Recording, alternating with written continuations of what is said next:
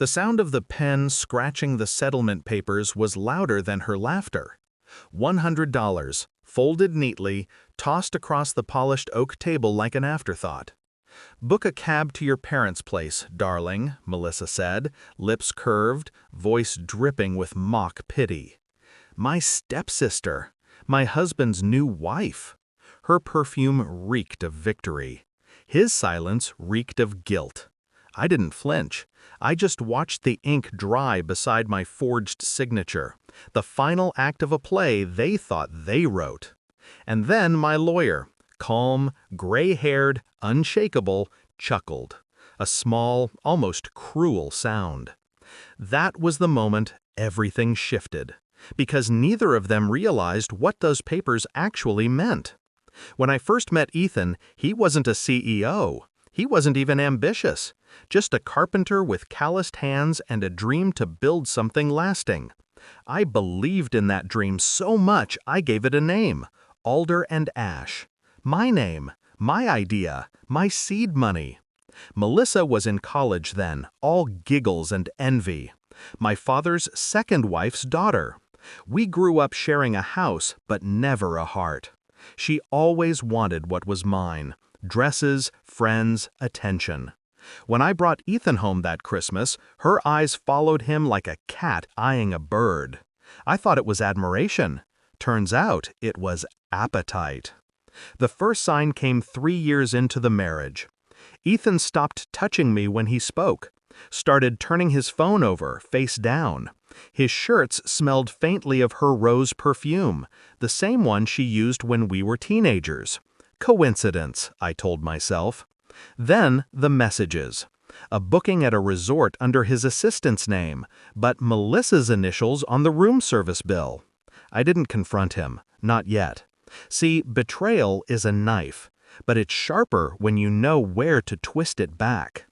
I spent the next 6 months in silence. No tears, no shouting, just observation.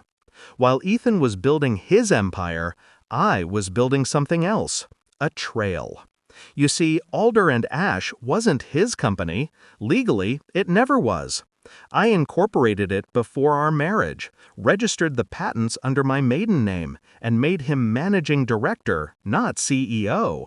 But I let him play the part, let him pose for the magazines, let his ego grow fat on attention. Melissa helped him forge the paperwork to push me out. I let them. I even signed the documents he thought transferred my shares. My lawyer notarized them under a different clause, a clause that voided any transfer in case of coercion, fraud, or marital conflict. Every forged document became a confession in disguise. The day Ethan proposed to Melissa, they called me to finalize the divorce.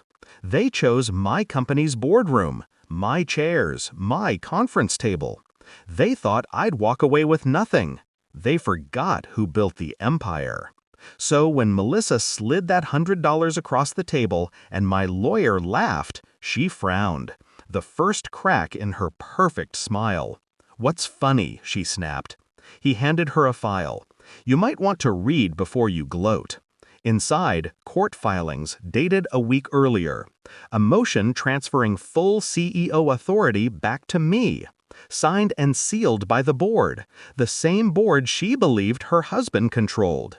Because Ethan's shares? They were collateral. He'd used them to secure a personal loan from me. Melissa's eyes widened as she flipped through the pages. Her fingers trembled. Ethan paled. You planned this?" I smiled. "You planned this, remember? I just finished it."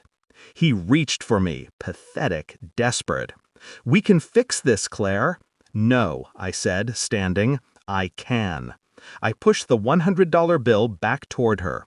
"You'll need this more than I do. Maybe it'll cover the cab ride to your parents' place." My lawyer didn't have to laugh this time. The silence did it for him. By the end of the week, Ethan was out, fired for breach of fiduciary duty. Melissa tried to sue, failed.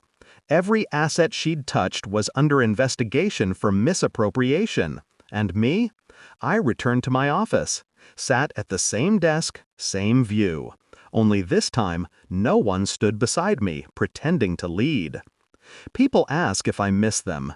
I don't.